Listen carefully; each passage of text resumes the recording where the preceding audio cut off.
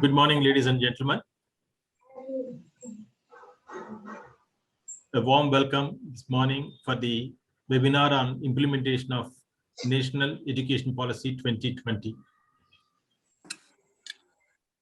Respected Professor Mahendra Reddy, Vice Chancellor, ICFAI Foundation for Higher Education, Professor Sridhar, distinguished speaker for today's program, distinguished members of Board of Governors, IFHE, distinguished members of Sponsoring Society, the ICFAI Society, distinguished members of the Academic Council, Planning and Monitoring Board, IQAC, dignitaries from ICFAI Group Universities, distinguished colleagues from other IBS campuses, chancellors, vice chancellors, registrars, directors, deans, area heads of IFHE and other sister universities and colleges, faculty colleagues from IBS and IFHE, professional staff, research scholars and students, Professor Madhukar, former advisor of NAC, Professor Padmavati, Director CES, and other distinguished members present in today's meeting.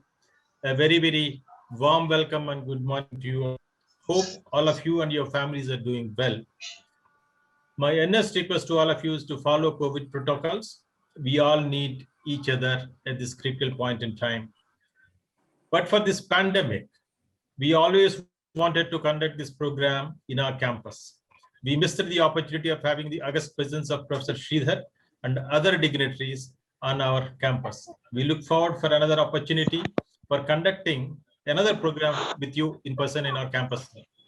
Implementation of national education policy is important for all of us. As somebody said, the question of reforms in education sector in India is no longer when, it is how fast. It would appear that those who are fast will catch up and survive in the future. In a way, this program is triggered by the notification given by the AICTE. We were planning to conduct it in April 2021, but due to unforeseen circumstances, we have scheduled it now. We thank AICTE for their encouragement. Once again, a warm welcome to all the dignitaries present today. Now, let me now provide you an outline of the program. We will have immediately after the initial presentation by me, Professor Mahendra Reddy will be introducing the distinguished speaker of this morning and giving us his introductory remarks on the topic of the day. Then we will have Professor Sridhar deliberating and sharing his valuable insights on the implementation of National Education Policy 2020 for about 45 minutes, followed by 15 minutes of question and answers. And thereafter, we'll have a formal vote of thanks. Because we want to have a very extremely impactful learning experience this morning from a distinguished speaker, I just want to brief you a couple of protocols while conducting this program online. This webinar is primarily aimed at understanding the role of internal stakeholders of higher education in smooth and successful implementation of NEP 2020. The recording of this webinar will be available subsequently. Kindly keep your microphone in mute mode, and as far as possible, you can keep your video camera on. Please do not interrupt a person who is speaking. Post your questions in the chat box. We will try our best to accommodate answering as many questions as possible by our distinguished guests within the time available. We solicit your full cooperation of all the distinguished invitees in this virtual program to make it a very, very successful program. Now it is my proud privilege to introduce the Vice Chancellor, Professor Mahendra Reddy of our university. Professor Reddy is at present the Vice Chancellor of ICFAI Foundation for Higher Education, Hyderabad. As the Vice Chancellor, he has significantly good leadership, which enabled the university to secure A+ grade by the National Accreditation Assessment Accreditation Council. He was Chancellor of ICFAI University, Tripura, and also ICFAI University, Raipur. Professor Reddy got his master's degree from the Delhi School of Economics, the distinction, and a doctorate from economics from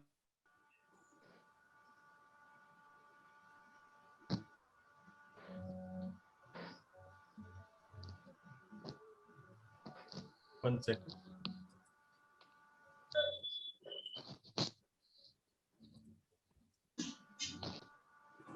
He was a fellow of the Shastri Indo-Canadian Institute of Carleton University in Ottawa, Canada, and again at the University of Ottawa. He was a Fulbright Fellow at the University of Boston. He was the first chair in the Indian Ocean Studies of the Indian Ocean Rim Association for Regional Cooperation located at University of Mauritius. He taught in the Faculty of Business Administration at the University of Alberta in Canada, St. Peter's University in the United States, Administrative Staff College of India, and at the Osmania University for over 3 decades. He won the Best Teacher Award from the then government of Andhra Pradesh. He has guided 14 PhDs and 9 MPhil scholars in Osmania and FI universities. He published 40 research papers and 10 books. Thanking you, sir, for your august presence and for your guidance. Before I hand over the floor to Professor Reddy, I just want to spend another 30 seconds on educational policy discussion. NEP 2020 outlines the vision of India's new education system. It's a comprehensive framework for elementary education to higher education, as well as vocational training in both rural and urban India. The policy is transformational and aspirational.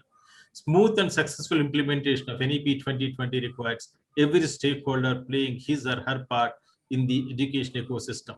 Today's webinar is an effort in this direction with respect to higher education. We are very happy and privileged to have Professor Sridhar, one of the architects of the policy, who is with us to share his thoughts on implementation of NEP 2020. Thank you, and over to you, Vice Chancellor, sir.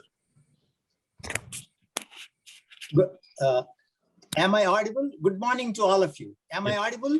Yes, sir. Yes. Professor Sridhar, Professor Bhaskar Rao, Professor Madhukar, distinguished members of the Board of Management, Planning and Monitoring Board, members of the Academic Council, Strategic Management Committee, Vice Chancellors, Registrars, Directors, Deans, Heads of the Department, Coordinators of Programs and Staff, distinguished faculty members, doctoral and other students, ladies and gentlemen, I welcome you all. Professor Sridhar is visiting our university for the first time on a virtual mode. I hope things will improve, and when things will improve, we will have the privilege of having you, sir, on our campus for a face-to-face meeting. Most cordial welcome to you once again. A few sentences on Dr. Sridhar for the benefit of the audience. An inspiring professor in management, popularly known as MKS, is a teacher, researcher, institution builder, and a mentor to thousands of students. He has teaching and research experience of over 40 years. He has served as professor, dean, and director of the Department of Management Studies at Bangalore University. He was member, secretary, and executive director of Karnataka Knowledge Commission from 2009 to 13. He was a member of the Committee for National Education Policy. Sir, all the members of the audience know you from your position of membership of the National Education Policy. He was also a member of the Central Advisory Board Education of the Ministry of Human Resource Development and member of All India Board of Management Studies at the AICTE. He is presently the member of UGC and Executive Council of Central University of Kerala. He was conferred with Karnataka Rajyotsava Award by Government of Karnataka and General President Gold Medal by Indian Science Congress Association. Before I go to the topic, I wish to spend a minute on the university. Professor Bhaskar Rao has already mentioned, I will therefore be very brief. The business school of the university is accredited by AACSB, which is headquartered in Tampa, Florida. Only 5% of the business schools all over the world got this accreditation. The university is known worldwide through its case center. In the year 2020, the business school emerged as the most successful institute in terms of the total number of worldwide best case study sellers, next only to Harvard. The cases developed by the faculty in this university have won awards from international organizations such as Maxwell School of Governance in Syracuse University, China Europe International Business School, Oikos International in Switzerland, and EFMD. The cases are taught here in India and a number of business schools across the world, including University of California, Berkeley, INSEAD in Europe, Columbia University in New York, Johns Hopkins, London Business School, Oxford, Cambridge, ISB, etc. The university organizes several seminars. I wish to mention about the seminar we organized on Draft National Education Policy 2019.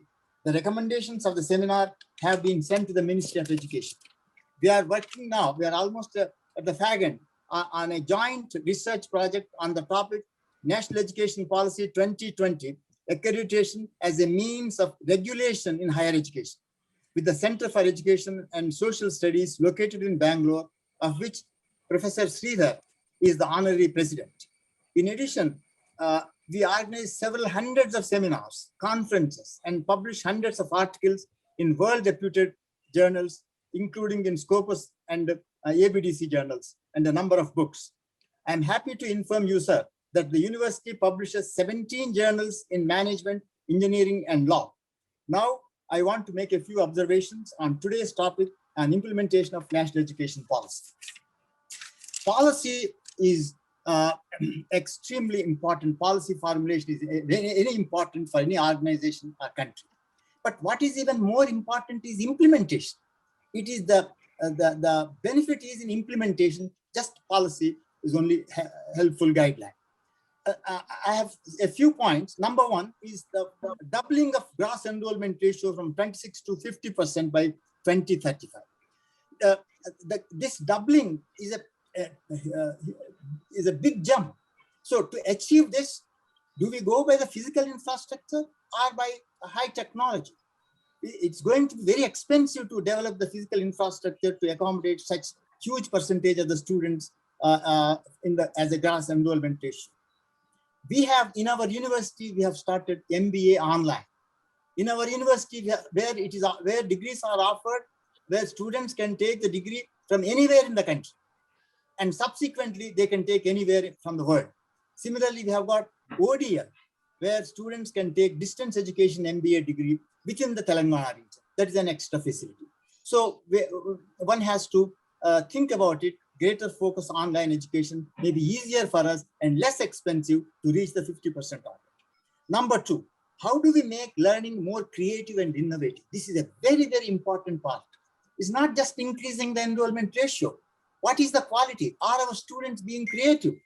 Now, we have to prepare the students not for their first job, but for their lifetime. They may change many jobs. So this requires making the education more creative and innovative.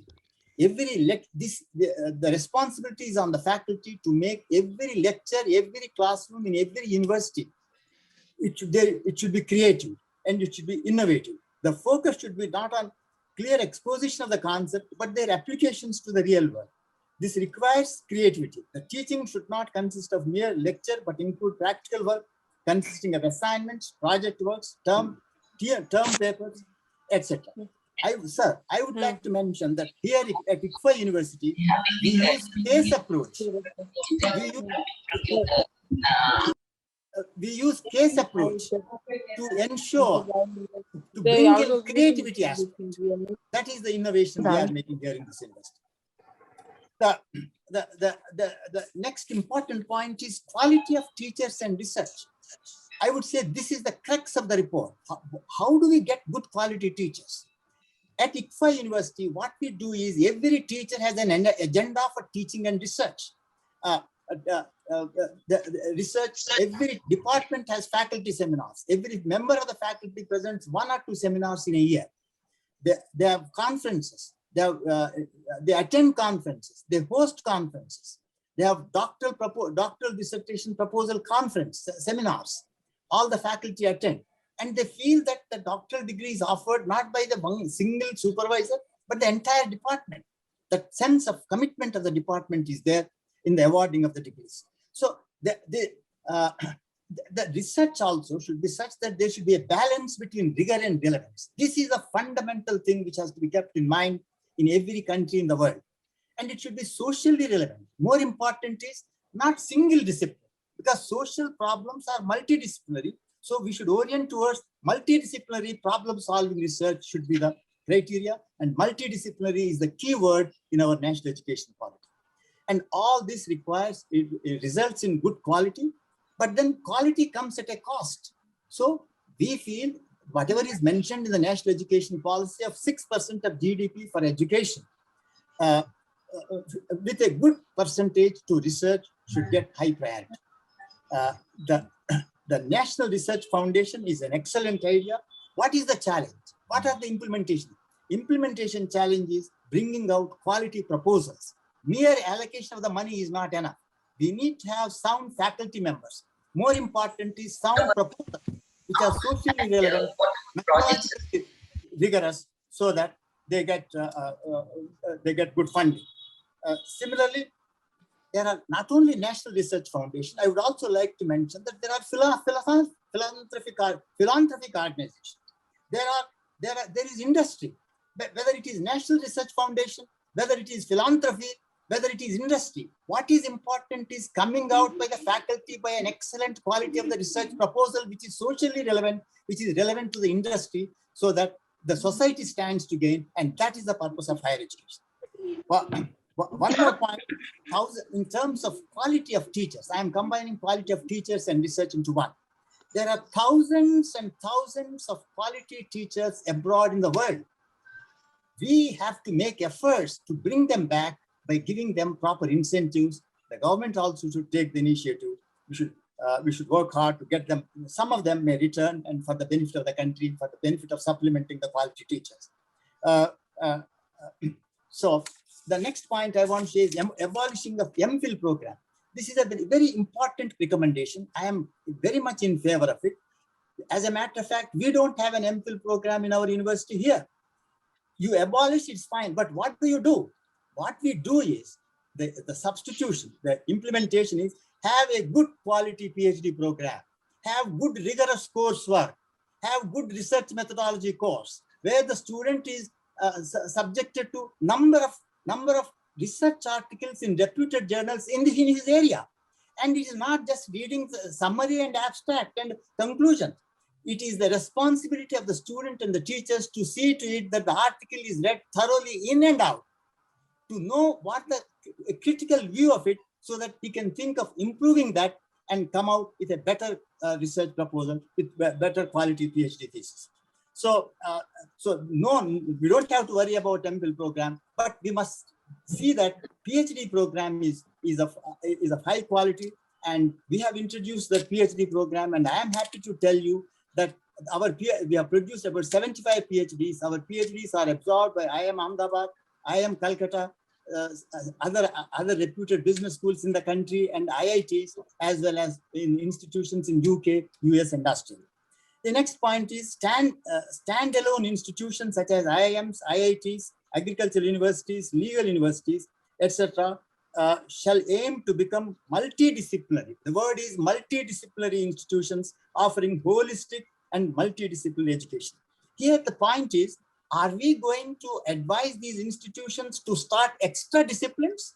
For example, it's a management school. We would like to ask them to start schools of social sciences, sociology, psychology, philosophy, political science. Are we going to do that? Or are we going to do existing programs, introduce other social sciences and integrate? Integration is important. Or are we going to do both?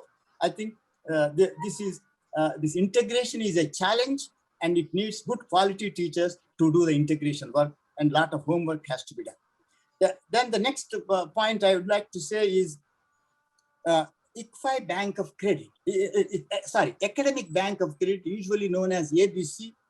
This is an excellent recommendation, and I am happy to tell you that at ICFI University, in a certain sense, we are following, in the sense that the students, after spending 1 or 2 years, can take off, work in an industry, and come back. The credit is there in a bank, come back and complete the degree. But what is suggested in the national education policy is ability of a student to move from one university to another university.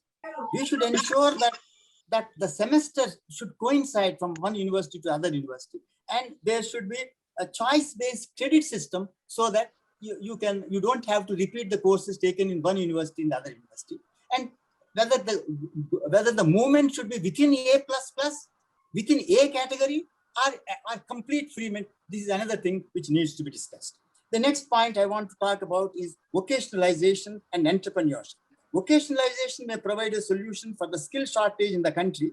how will the question is, how will the vocational courses be integrated with the existing courses? That, for example, MA Philosophy, what kind of a vocational courses you are going to introduce and how you are going to integrate with the existing courses, and where are the faculty to teach the vocational courses. The next point I want to talk about is internationalization. This is extremely important step. You see, although during COVID time, we may have to slow down a little bit, but we are talking, this policy is over next 10, 15 years. So we are not talking about just 1 or 2 years. This, in that sense, is a very desirable thing. And I must tell you that our IPFA University experience, where in the PhD program, we used to send students after their coursework, after their PhD qualifying examination, after the preparation of the proposals and presenting in 1 or 2 seminars, they go abroad for a year. They get that exposure to teaching and research in the international context. They come back, submit a thesis, they get the IPFA University degree, but that exposure to teaching and research in a foreign university of repute is a great benefit. We can think of collaborating for joint degrees, dual degrees, semester abroad, year abroad, and joint publications, joint research projects, etc. The government can introduce certain constraints. For example, you can go up to top 500 universities, or even, I don't mind, even top 1,000 universities start with, because the qualities we stand to gain by collaboration. But the regulation should be simple and easy to operationalize. The next point is top 100 universities. Top 100. Another recommendation of the National Education Policy is it allows top 100 world-class institutions to set up campuses in India. It is an excellent idea. You see, and implementation means it should be easy and welcome them with a red carpet, so that their presence in the country will not only attract students from India to join them and reduce the number of students going abroad and save the foreign exchange. Apart from that, it attracts students from South Asia, from Southeast Asia, from West Asia to come to India, because they can get the degree at a lesser cost. A few of them may still go abroad because foreign education has not only education plus that other benefit. The second benefit is, second point is, we want India to be Vishwa Guru. Now, what do we mean by Vishwa Guru? You see, it's not Nalanda and Takshashila. That is several thousand years ago. Vishwa Guru, my understanding is that in certain areas, India develops its competence. We can't develop competence in all areas. In certain areas, it develops competence. Especially the Institute of Eminence may take the lead and develop competence, so that from all over the world, they should flock to India. They should come to India to learn, to understand, and to contribute to the research. The next point is purpose of education. As per the National Education Policy, the purpose of education system is to develop good human beings with ethical and moral values. This has been mentioned by the Prime Minister, by the President of India, Vice President of India, and our Honorable Education Minister. This is a very, very important goal. We want man-making education, as Swami Vivekananda said. So how do we implement? We should have to achieve, first of all, we should have teachers should be examples to the students. I think that's most important. Of course, during COVID time, it's a different matter, it's online. But otherwise, you see the teacher, you learn from him a lot. You become a more moral and ethical person. You learn from teachers is number one.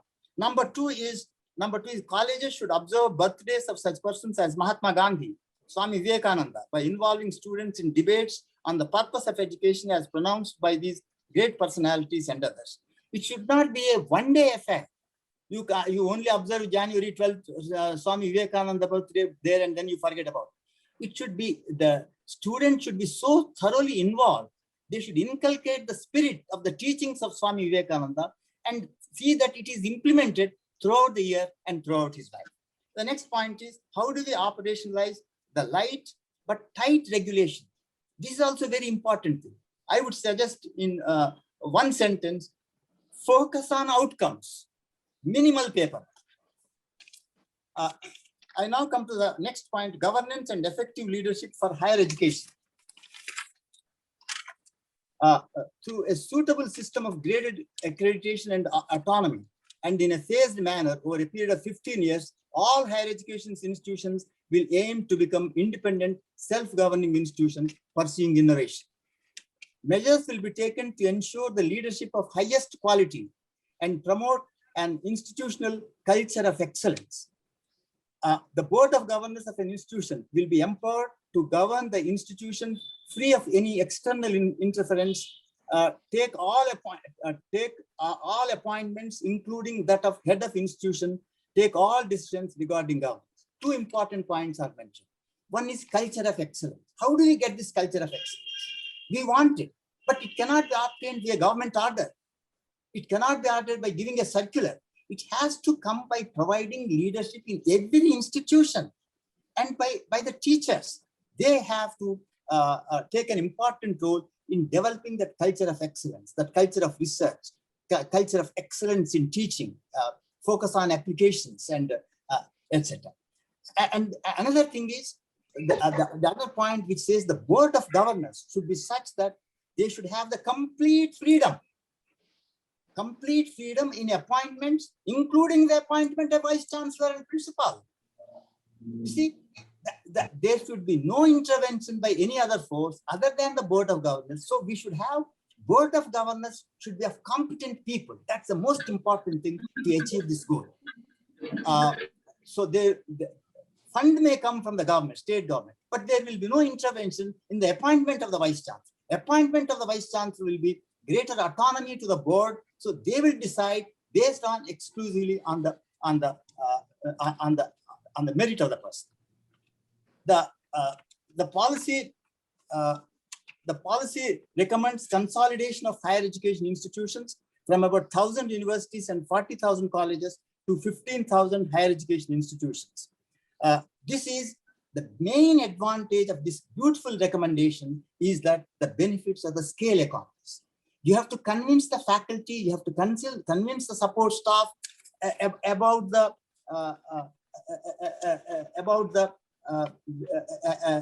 as a result of the scale economies, the students are going to benefit, the faculty are going to benefit, the society is going to benefit, and through that convincing, one has to approach this.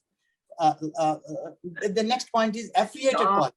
This is phasing out the system of affiliated colleges over 15 years is a welcome step.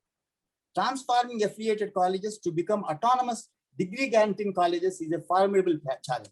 But this is very important. You see, some universities have 600 affiliated colleges. So they should become independent. But to become independent, they should have good quality faculty. They should have good board of governors. Only then autonomy should be given. Then only it will be beneficial. So, the next point I would like to say is establishment of National Educational Technology Forum. Now, technology is playing a very important role.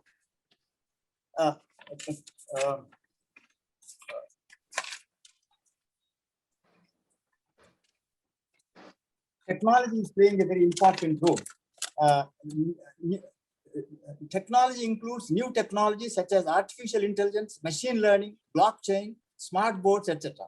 Technology should be used for teaching, learning, research, admissions, examination process, and other administrative tasks. Implementation is very important by training the faculty and support staff in the new technology. Before I close, I would like to say that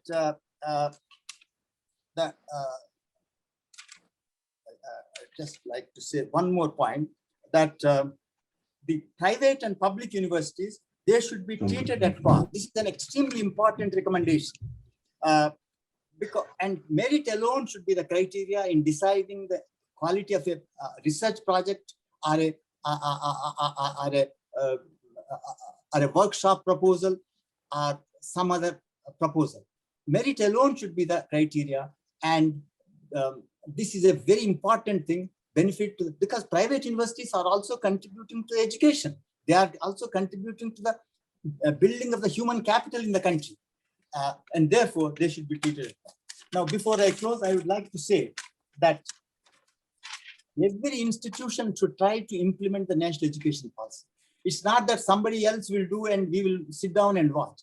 We in the universities and colleges have to take steps to implement the national education policy. For example, here at ICFA University, we have discussed the national education policy along with the directors, and we are trying to implement the spirit of the policy in our strategic plan for the period 2021-26 to the extent possible.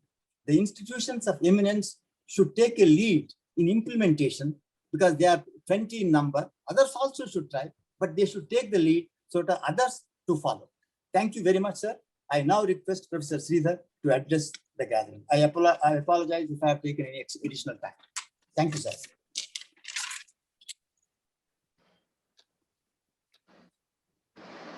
Namaste to all of you. Hope I am audible. Yes, sir. Yes. Yes, sir. Yes, sir. Sir, your presentation is not uploaded, sir. I'll do that. I'll do that. Okay. The Vice Chancellor, Professor Bhaskar Rao, and I am able to see my long time known person, Professor Rajshekaran Pillai, present here. After a couple of years, I am able to see him with the same brightness, with the same evergreen appearance, and all the board members, faculty members, and all others who are participating in this webinar. Even my own colleagues from my own organization, Center for Educational and Social Studies. Dr. Padmavati and others are present, and I also see, I think, Professor Madhukar being part of this. Thank you very much for giving me this opportunity of interacting with all of you. They work for us all. If you party, they work for 1 hour or something. Why is this disturbance, Dr. Bhaskar Rao? I request everybody to mute your audio. And see, this is one of the very important learnings of COVID. You'll have to keep your mouth shut, one in the form of the mask, other in the form of muting the audio in a lighter way. Okay.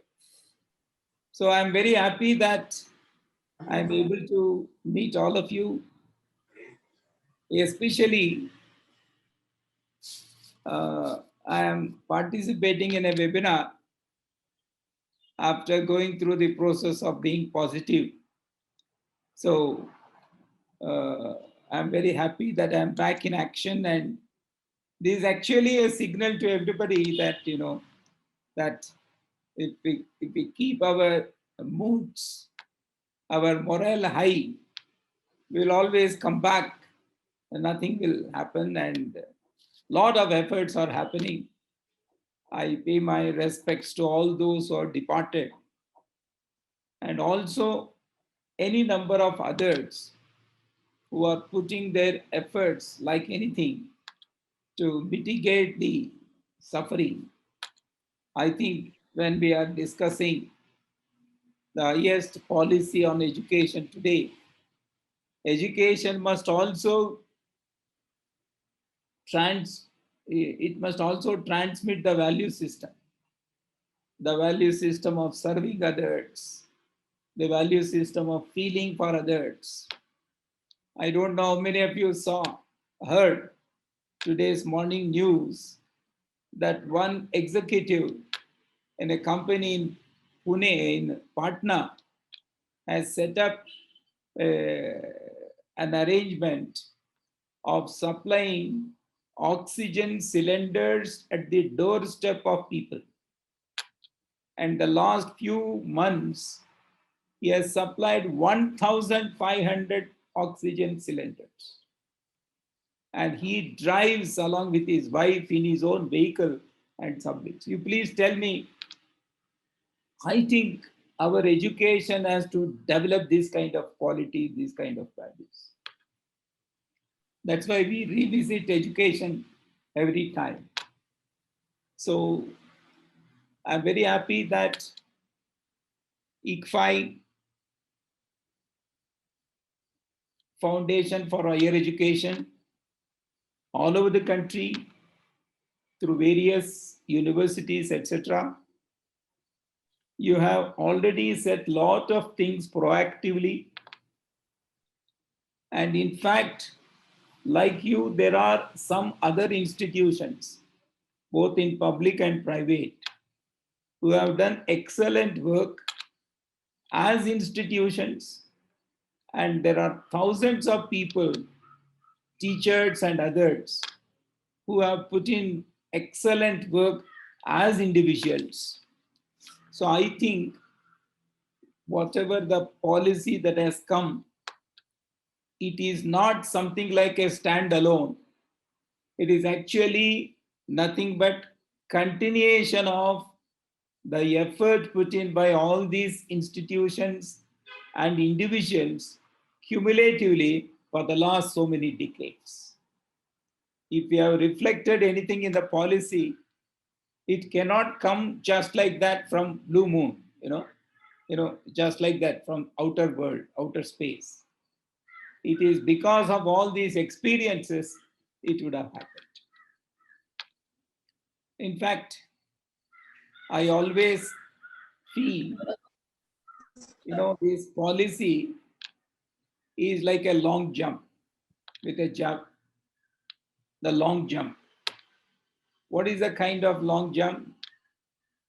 When you are participating in a long jump, you go backwards, and with the help of the stick, you keep running towards, and then based on the stick, using the stick, you jump forward. The policy is also something like that.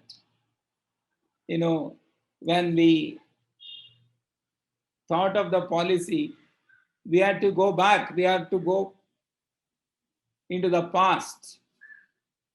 What's our tradition? How things were? What do we learn? And then as it is used as a stick to jump, we use the present situation as a stick to jump, and then jumping for future towards it. So this is the kind of thing that has happened. What I plan to do today is a couple of things. One is I will very briefly give the background. Very briefly, I don't want to take you too much. And as our Vice Chancellor, Professor Mahendra Reddy, he has highlighted various features of the policy. I don't propose to repeat them, but at the same time, I have identified the implementable parts of the features which have bearing on us at the micro level. It's very easy to talk about a policy, what government has to do, what UGC has to do, what AICT has to do, all that is fine. But ultimately, the success of implementation will be decided by what happens in the last mile. The last mile.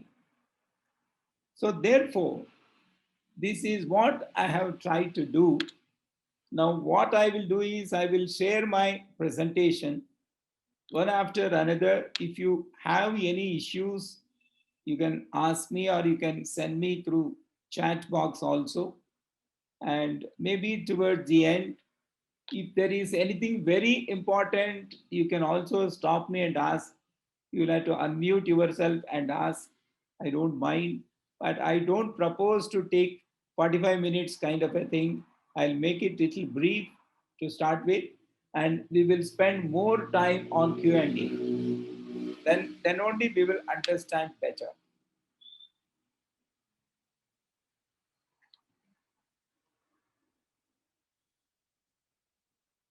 Is it visible? Sir, PPT is not visible. Your screen is visible, sir. Screen is visible. Now, Yes, sir. PPT is visible.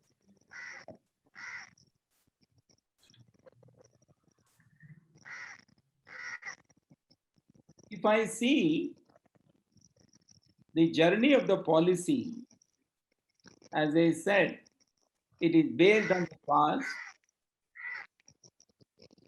standing on the present, and jumping forward.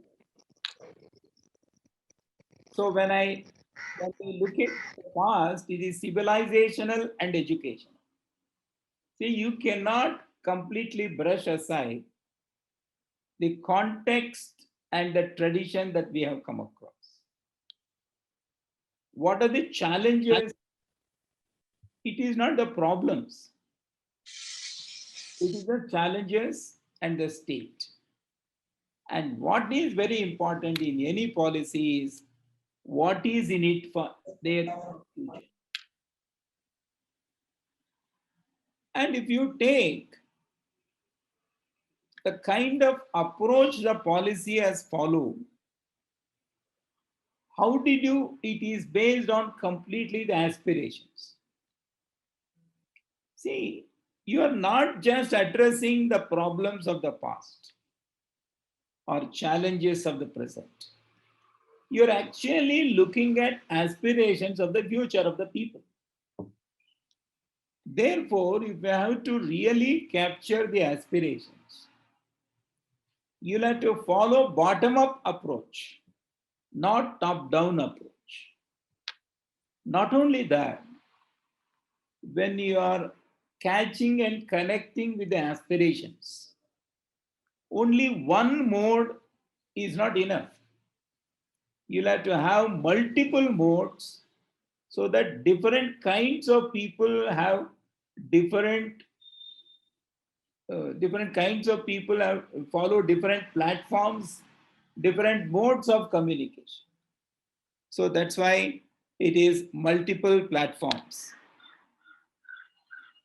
And if you see the extent of consultations, you please see on the screen, the grassroots level, the extent of consultation that has happened. If policy is good, bad, or worst, it cannot happen necessarily from the people in the committee. You know, people in the committee would have given a shape, but it is primarily talking to people, reaching out to them, consulting them. All this, you please see the quantity numbers. And after all this, the draft was prepared and the draft was put on the public domain. We received something like 180,000 suggestions on the draft, which runs into nearly 71,000 pages. We have all those physical hard copies of all the suggestions. And then this has come. Let me give you a little background of the policy. At least after independence, you know, we're all little aware of this. You know, Radhakrishnan Kothari, the first policy of our country, education policy, was in '68, immediately after Kothari Commission report. And then one very important development that happened, especially in 1976 Constitution Amendment, you know, education was brought into the concurrent list, where the center and state both have that responsibility. And then 86, there was a full-fledged policy modified. And with reference to the present policy, you know, first of all, after all consultation, TSR Subramaniam Committee was appointed. And then our committee, Dr. Kasturi Rangan Committee, And Kasturi Rangan committee submitted its report on 31st May 2019, and the policy was announced by the Government of India on July 29th, 2020. Actually, after 10 months, we are actually meeting today, not just talking about the policy, but the implementation of the policy. Friends, with this little background, what I am bringing to the table is that a policy cannot happen either in isolation or in an exclusive manner. Isolation in the sense, you cannot sit in the four walls of a room and come out with the best policy kind of. And it cannot happen in an exclusive way, because when you are coming out with education, education is part and parcel of the society. There are any number of fields, and there are international ramifications. All this put together is what is being reflected in the policy. And let me tell you a couple of small things which require that attention when we discuss further. One is, the policy has been formulated with a complete integrated approach, holistic approach. You learn to take everything into account. It is not like nut and bolt, where a nut is loose, you try to tighten it. Where there is a bolt is weak, you put on a bolt. It cannot be like that. And if you start meddling things like that, it cannot give you a solution. So therefore, it is a very, very comprehensive, integrated, holistic approach. Let us take, see, for example, the policy has addressed from the age of 3 of a child up to research and even lifelong learning. So from the age of 3 up to lifelong learning, the entire policy addresses. That is in one way integrated. Let me also tell you. So for example, if you take school education, the different phases of school education. I think you must have been little familiar with that terminology used, 5 plus 3 plus 3 plus 4. They're all interconnected. And school education is interconnected with higher education. Your bachelor is connected with your master's. Your master's is connected with your PhD. So if something has to happen, all these things need to undergo change. This is integrated on one hand. And it is integrated, comprehensive in the other sense, that all branches of education are looked in a holistic manner. See, for example, I was part of a discussion a few months back, and it was a group of academicians who are working in the area of social science. Then in the course of the discussion, somebody asked me a question. Sir, your policy has completely neglected social sciences. That person asked me. Then I said, on what basis you are able to say? Then he told me, your 476 pages, I use the find, that term called social sciences. How many times it is repeated in your report? Then he said some number of times. In fact, I also told him, so therefore that person told me, you have completely ignored social sciences. In fact, somebody today morning was calling me. In fact, he is a person who is representing management education. And he asked me, sir, management education, is not very much addressed. And he also quoted the same thing, the word management education is not seen in our policy. No, friends, the point I am trying to say is, it is not the frequency of the appearance of a term which will determine the importance of the policy. In fact, what we wanted to do was, it is beyond disciplines.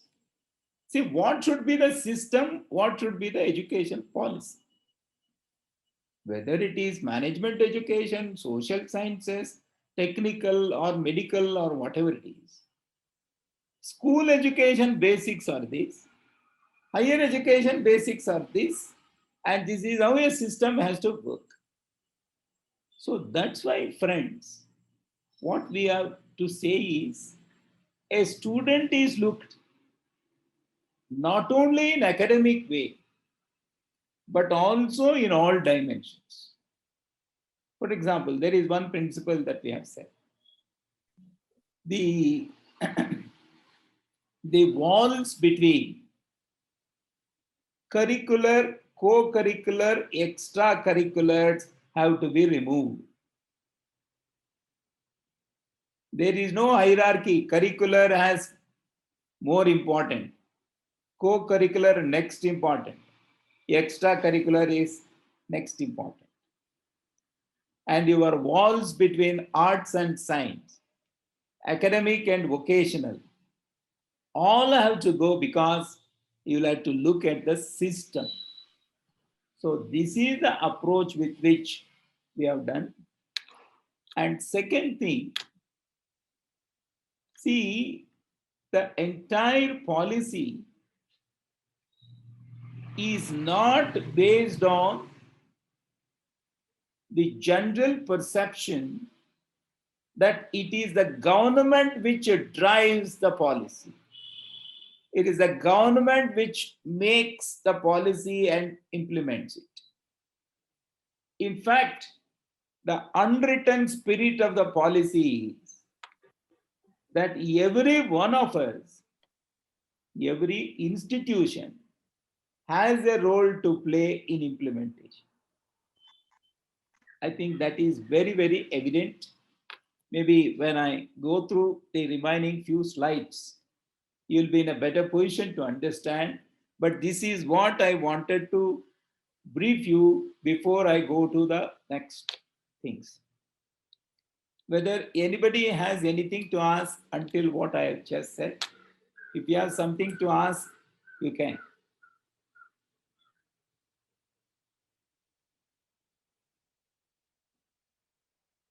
Anybody? You can unmute and ask me.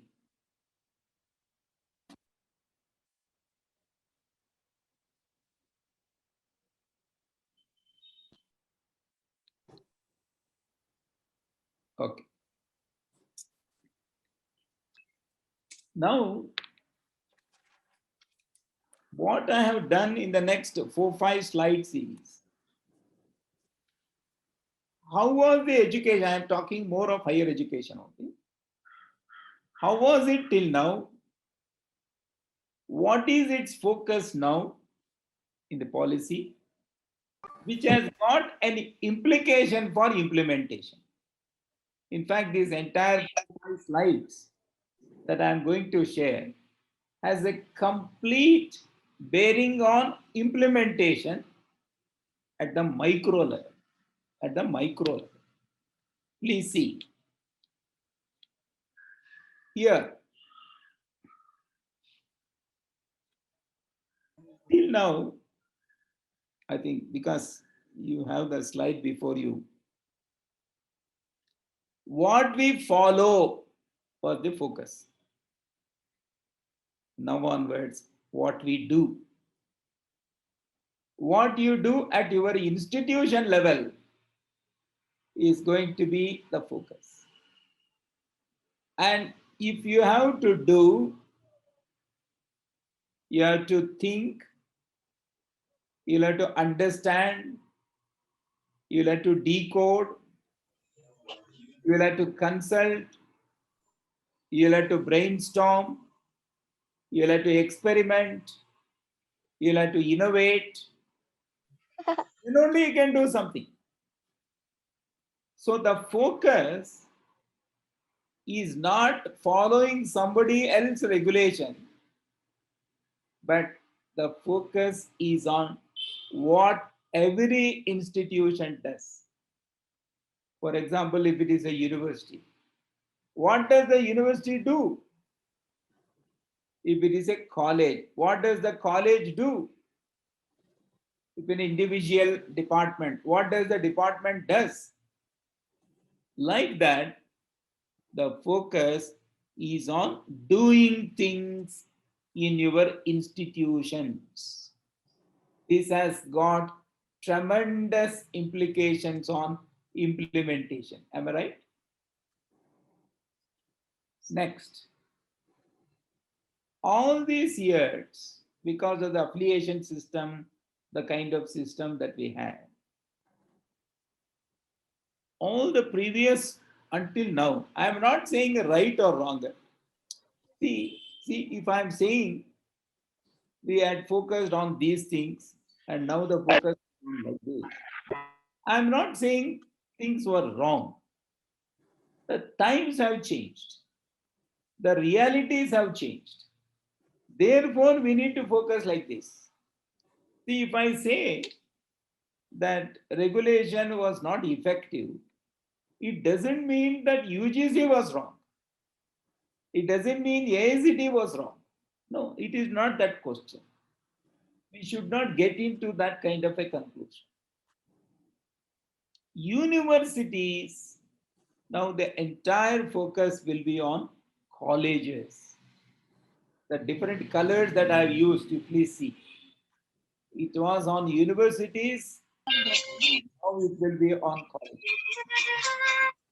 In fact, the policy very clearly says that there will be three kind of categorization of institution: research intensive, teaching intensive, and autonomous multidisciplinary degree granting colleges.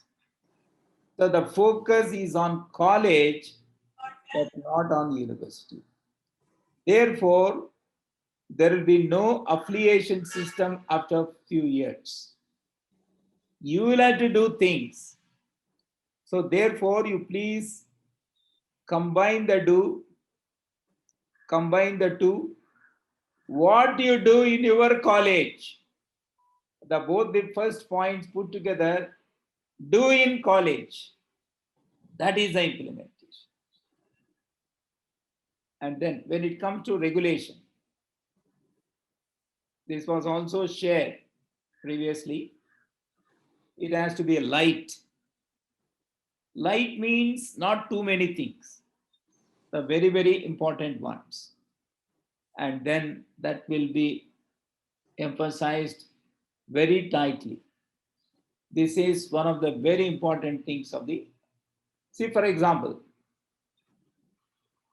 in any case, if you go to any institution nowadays, the extent that you have is so much that you have any number of regulations, but not much insisted.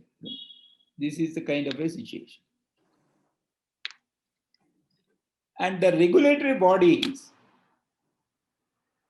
same body will not perform all functions.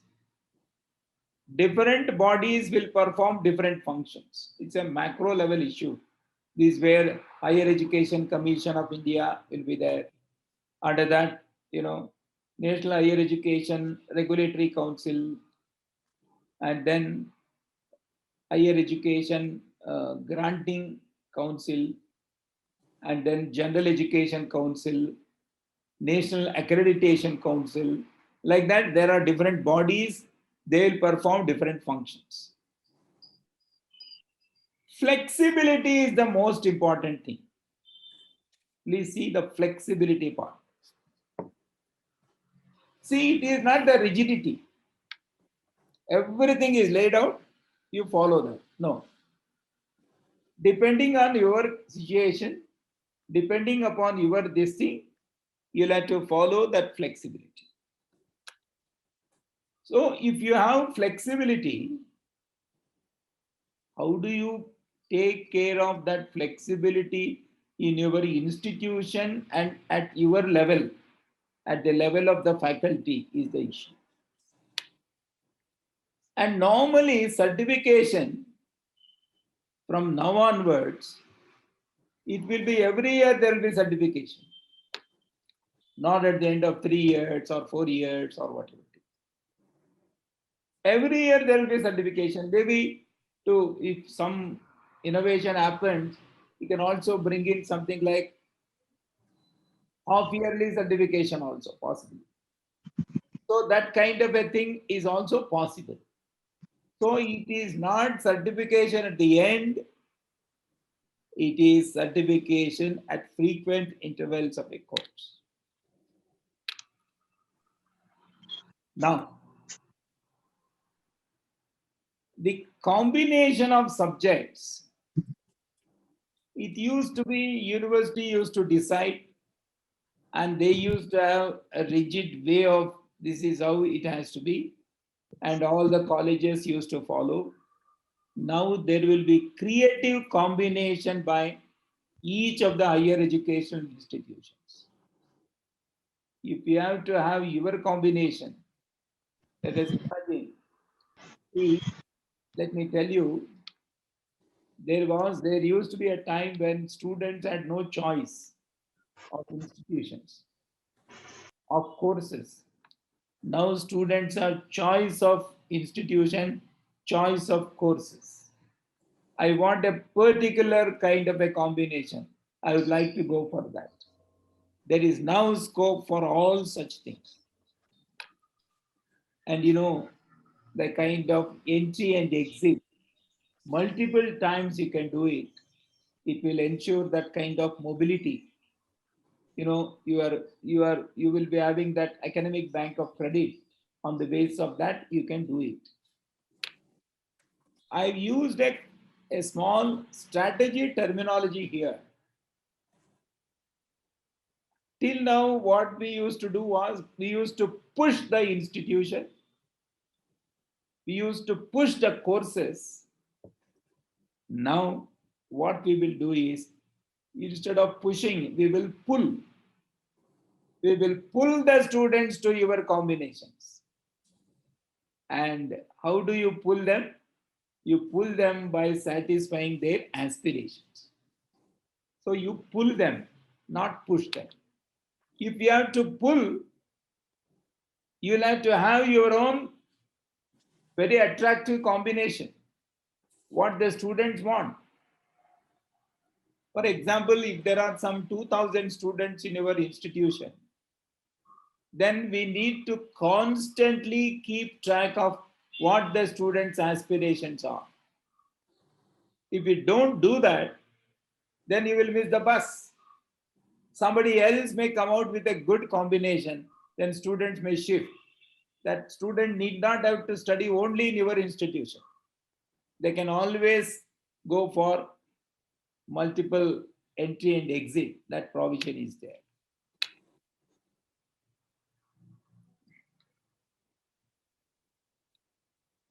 Now, the credit will be the center. Academic bank of credit will be the basis. In fact, the University Grants Commission has already finalized, we have already finalized our guidelines, our regulations with regard to academic bank of credit. Then that digital platform will come. Like a bank account, every student will have an account of credits. So how many credits are deposited and what number of credits, that will be the basis for you to say that, you can continue or you are completed and things like that. Now, there are a lot of opportunities for mobility. Instead of challenges, you can always move around. In fact, if some n number of students join my institution, there is no guarantee that all of them will continue with me until the completion of the course. There is no guarantee. Because after completing few credits, some of them may shift to other institutions. So I think this has got a tremendous implication on institution management, whether it is public or private.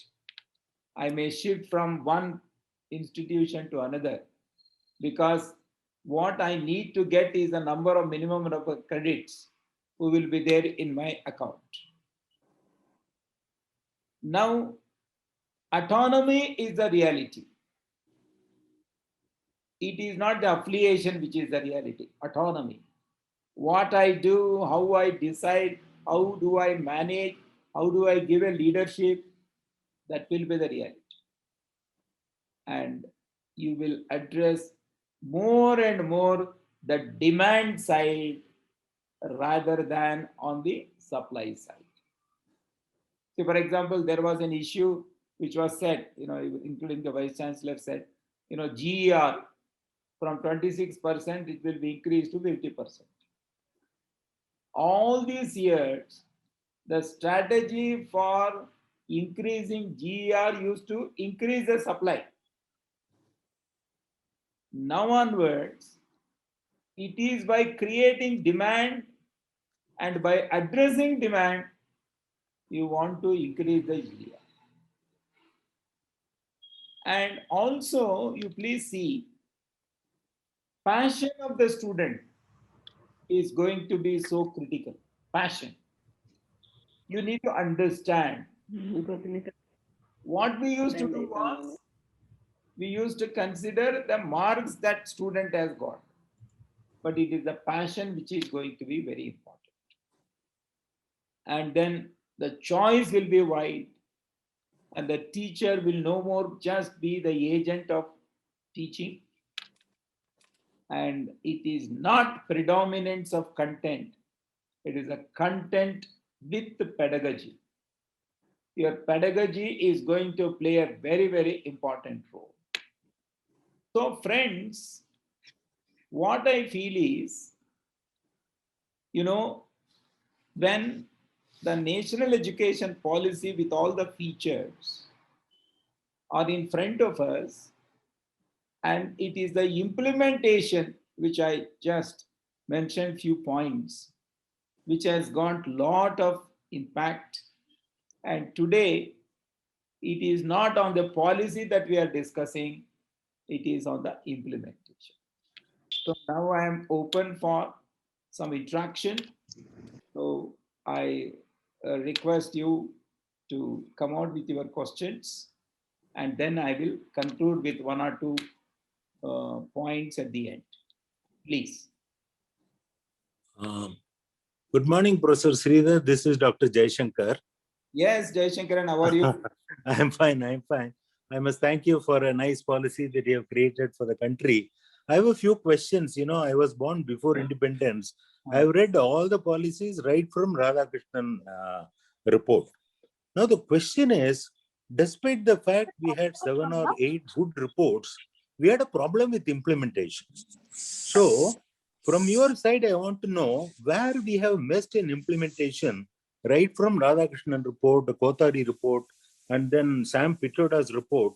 Somewhere down the line, we have messed up on the implementation, and we are discussing the same old problems, even after 70 years of independence. So what's your view on that?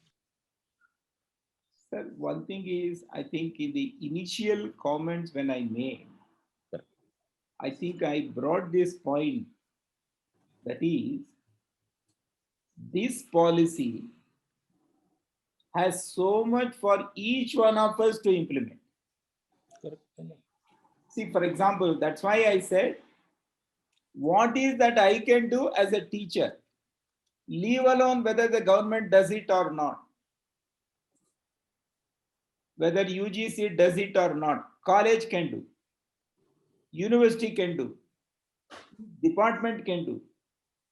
I think that is the kind of an opportunity that the policy has provided. But this opportunity is a double-edged weapon. You know, no doubt there is an opportunity. At least if it has to be driven by the state, at least because of public pressure, they may drive it. But if it is in the domain of every institution and individual teacher, nothing may take off. That risk is also there. That risk is also there, and I agree. But this is what we said. For example, let me tell you, a couple of days back, I was discussing with the Joint Secretary of Ministry of Education. Then I was just inquiring what's happening and what is that steps and all that. Then a point came up, even without waiting for Government of India to act, what all the state governments can do. And when it came to my own state, Karnataka, where I am involved with this little implementation, we have gone to the extent of saying, without waiting for state government to initiate, what is that the universities can do? And when it comes to universities, we are already networking with the colleges. Even if the university does not do anything, what is that you can do as a college?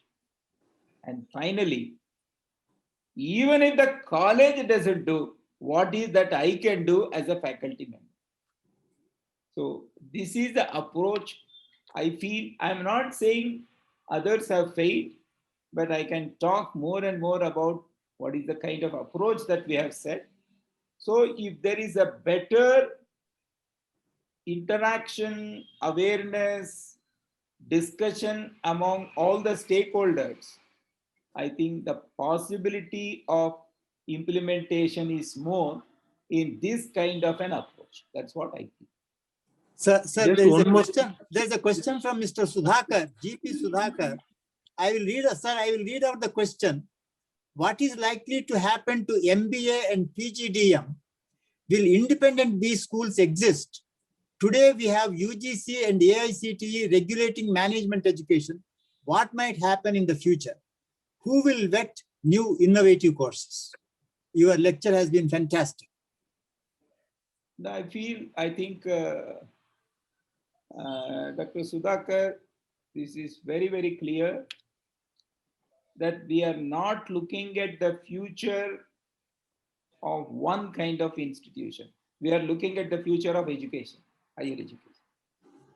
Higher education consists of all these things. So your particular question with regard to MBA and PGDM, that kind of standalone PGDM, they will all no doubt continue. But they will have to continue in a multidisciplinary approach. In fact, management itself has an ingredient of multidisciplinary spirit that you will have to expand and offer. See, for example, let me tell you about B.Ed colleges. B.Ed colleges till now, that 1 year first B.Ed and now which has become 2-year B.Ed. They were all standalone institutions. Now with this policy, it cannot be a standalone institution. It must be a multidisciplinary institution. Like that, all standalone institutions have to become multidisciplinary. But then what kind of multidisciplinary, how do you do it? All that has to be done. And finally, your question with regard to the creative combinations and innovations, etc. there is more and more scope for that because every institution has an opportunity to innovate. Every teacher has got opportunity to innovate. So this is what I think. Sir, there is one more question from Anita Raman, somewhat related. In the wake of having multidisciplinary combinations, what kind of a future job opportunities can be provided to students vis-a-vis the regular job roles that we have at the moment in the current scenario? See, friends, I think being people who are very much, you know, in the know of the kind of job market, even in case of jobs and organization, that exclusivity is not there. You know, you try to pick up something and you keep on doing that. No, that will not be there. Actually, your jobs, the kind of future jobs require lot of different skills. Therefore, it is always good, you know, when you are bringing multidisciplinary, every discipline will add an element to your brain. And if it is multidisciplinary, it will bring that variety, and that is where the innovation comes. So therefore, in the job context, what we see is, what we are seeing is, you know, you are only aiming at, I think the Vice Chancellor, Dr. Mahendra Reddy also mentioned in his remarks, we are not just looking at the first job, we are looking at that career. Series of things, I think the student will be better placed and it will happen. For example, if you take, because I am familiar with management, you used to do specialization in HR, you used to look for HR job. You used to do specialization in finance, you used to look for finance job. Now I think organization, at least the professionally run organization, and definitely your startups, you please tell me, is there any HR? Is there any HR fellow, HR finance person? You will have to do everything because it is a startup. Yeah. That is the kind of spirit that is going to happen. So this will actually pave way more and more for entrepreneurs rather than just working under somebody. That's what I think. Sir, there is one more question relating to the entire policy.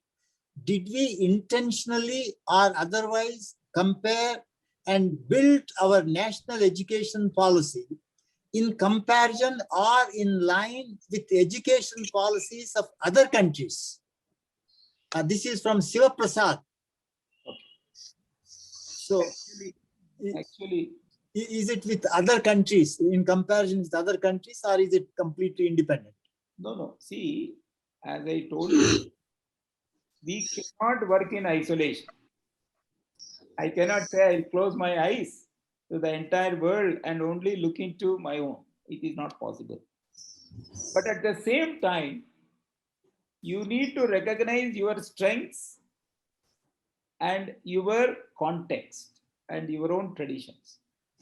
What we have done was in the policy making, initially when we started doing it, we asked our technical secretariat to capture the education policies of different countries of the world.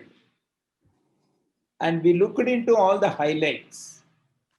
And from them, we picked up what will be relevant for our country. And then we started formulating it. But let me tell you, we did it in a generic way. We did not do what does the US policy say? What does the UK policy say? We merged all that and we identified, we undertook an exercise, what are all relevant for us, relevant for the times and relevant for future. And then started working. So if you ask me, in the policy, which portion is drawn from which country's policy, I have no answer because I cannot trace it. It was a collective, integrated exercise. I think I answered that question. Professor Reddy, I have a question. Yes, sir. Yes, sir. to Please, Professor. please go ahead. Yes, sir. Thank you. Thank you very much, Professor Sridhar, for a lucid presentation. It is nice meeting, interacting with you after several years. Of course, I have been reading you. Thank you very much. Of course, let me also thank Professor Reddy for inviting me for this interaction. Of course, Professor Sridhar has covered comprehensively the whole area. Probably I will limit to two specific areas. You mentioned about the institutional mobility. I mean, mobility of students from one institution to another. You mentioned it, but for example, creative combinations, you rightly mentioned, creative combinations developed by HEIs. Whether a creative combination developed by an HEI with its own staff and all that, as of now, whether they are empowered to implement it. That is my point. The creative combination, one. Two, the possibility of multiple entry and exit. This is also mentioned that we can definitely implement. But can we do it as of now? As of now, I am asking this question. Probably it may happen tomorrow. That's a different thing. I am asking whether it is possible now. And then pull the students to institutions instead of pushing.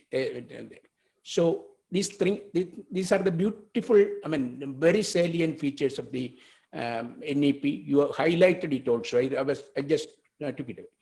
And whether it is possible for any HEI, but there are autonomous colleges, there are standalone institutions, there are universities. Maybe some universities may be able to do that, maybe doing it that, but majority of the institutions, can they do it? And one more point, and then I will stop. You mentioned about, of course, all these things you mentioned about it, but we have probably the agricultural institutions, the policy, of course, you know that the agricultural institutions who are not covered in the policy. I know a number of life science professors in the university system in the country, number of life science professors in the university system in the country, coming from University of Agriculture, Harvard. Very prominent people who are even tipped for Nobel Prizes and all that. So even now there is no possibility of somebody coming from the such discipline. Of course, this is Kasturirangan mentioned to me also that this is not yet considered, but that is yet to happen. That is yet to happen. And then teacher mobility. That is the most important thing. Of course, I read the policy several times. I have also conducted several meetings since July 2020. Teacher mobility and teacher qualification. Ultimately, everything is depending upon the teacher in the university. That's what we have seen that. I know a professor of mathematics in Indian Institute of Science, just an MA from Presidency College, Madras, who has been guiding and heading the chemistry department, inorganic and physical chemistry department of the Dr. S.K. Rangarajan, which is no more, I can mention. He has been heading the chemistry department of the Indian Institute of Science for several decades, chemistry department, MA in mathematics. And then after, towards the end of his service in Indian Institute of Science, he went to a CSIR institution, SICRI, Karikudi, that is Central Electrochemical Research Institute. So that shows for example, we talk about liberal sciences, pure science and all that. So there is possibility, and it is possible there can be a flow of from basic sciences to applied sciences and to other disciplines also. And then even now, for example, I'm a chemistry professor. I did an MSc in chemistry in 1969 from Kerala University. I can only apply according to the present system. I can only apply for an MSc in chemistry. But during the last 51 years, I might have done a lot of other new things. But even now, I can, the basic qualification which is prescribed for me, the chemistry professor, is an MSc in chemistry net qualification. Unless the teacher mobility from institutions to others, discipline to discipline, industry to academia, maybe some sort of a not very permeating discipline. So this has to happen. This unless and until the teacher mobility has to happen, I think things should be difficult, and therefore this policy has to be complemented in the implementation plan of action with so many facilitations regarding teacher mobility and other things. So these are the things. Of course, I know that if you want to implement, Professor Valyathan used to say long ago, so Professor Jaishankaran was also mentioning about the implementation. We know the problems, we know the solutions. We also know that if you implement the solutions, the system will improve. But if somebody tries to implement it on his own, he will face the music. No, he will face the music even now in this country. That is precisely the point I wanted to convey. But definitely implementable, we will implement. We will implement. Sir, actually, I'm thankful to you for having taken us through certain other issues. One is with regard to the creative combinations, multiple entry and multiple exit, and then the push-pull strategy, what you talked about, whether they are possible right now. I agree with you that, you know, with the existing kind of regulations, there are some limitations. There are limitations. But what is very important is the General Education Council, which is going to be established as part of Higher Education Commission of India. That is one of the verticals. Once that happens, this Higher Education Qualification Framework, NHEQF, National Higher Education Qualification Framework, is going to give that kind of a mandate to all the concerned people to take all these things. This is one part. The second part is, even if it takes time, the universities in our states, every state there is a common university act. That university act can also address some of these things. But let me only tell, sir, that, you know, no doubt the government and other bodies have to do some of these things. As I told you, Academic Bank of Credit, the regulations are already done by UGC. NHEQF, UGC has already appointed a committee to come out with qualification framework. There is a blended learning model which has to come. The guidelines have come. We have to comment on that. So like that, lot of things have started happening. But if the institutions get themselves ready from now onwards, as and when the door is open, you can just enter the door. Otherwise, if you start preparing at a time when all these things are implemented, then it becomes difficult. So therefore, that proactiveness is what is needed, which will help in implementation. And with regard to the teacher mobility and other issues, what you just now said, I think that obsession with the discipline, I think this has to be addressed. And that is why we have come out with this multidisciplinary approach and also these creative combinations. In fact, Dr. Manjul Bhargav from Princeton University, he was in our committee. Then he narrated a small incident. He gave us a small incident. He is a professor of mathematics. but extremely good in Indian music also, classical music. Now, he told us, can any student study mathematics and music together? Then we said in the committee, it is not possible in India. With going by, see, mathematics is science, pure science. Music is arts. So you cannot have one here. It is not possible. But the point that he brought out was so interesting. He said, when I am doing mathematics, I used to listen to the music. When I used to play music, I used to work out mathematics. I think this is a very, very interesting way of looking at human brain and multiple intelligence. I think that is what we have to now do it.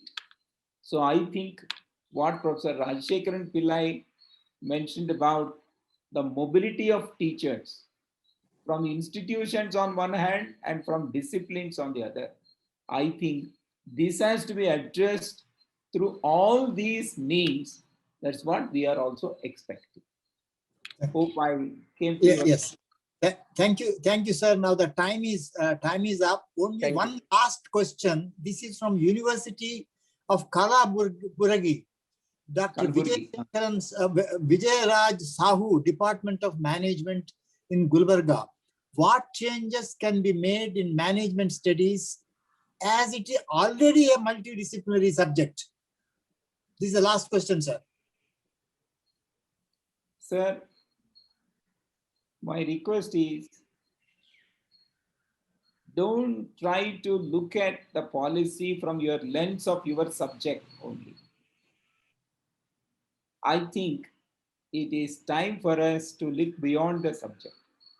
That doesn't mean we are dismissing the subject. So the spirit of multidisciplinary, which is there in management, has to be manifested. If it is manifested, then it becomes multidisciplinary. Actually, that has to be properly packaged and it has to be offered. Then it becomes a multidiscipline. So therefore, the scope is there more in case of management because you have the elements of different disciplines in the management subject. That's what I think. Sir, so thank you, sir, for your excellent presentation. And we had an interesting, very precise answers you have given.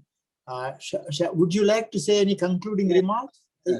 Sir, would you like to say any concluding remarks before? Towards the end, Yeah. And before we give, yes, sir. What I would like to say is, thank you very much for your patient things, and I think we could not answer more questions. But what is important is, if you have anything, you can always reach out to me. You can send me a mail and we can definitely discuss.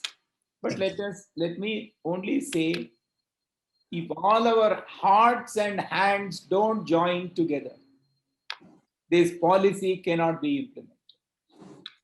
So my appeal to all of you is, if we can extend our hearts and hands and start working together, I think there is a future for implementation of this policy as well as to our country. Thank you very much.